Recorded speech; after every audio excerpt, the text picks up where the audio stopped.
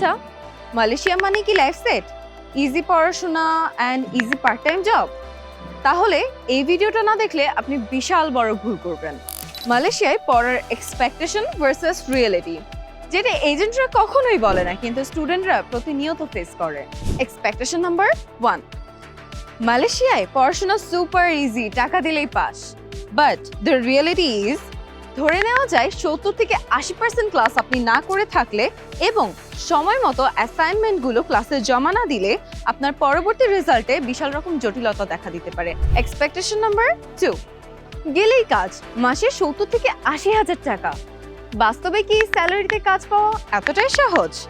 মালয়েশিয়াতে কাজ করতে হলে ন্যূনতম বেসিক ইংলিশ আপনার শিখে রাখতে হবে। এরপরে কিছু কারিকুলাম স্কিল তো থাকেই।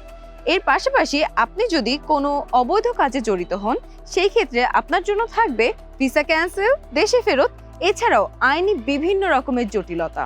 And the last expectation number 3, Facebook, ইনস্টাগ্রামে রিলসের মাধ্যমে আমরা যতটা সুন্দর দেখি, বাস্তবে কি এতটা সুন্দর আর ইজি?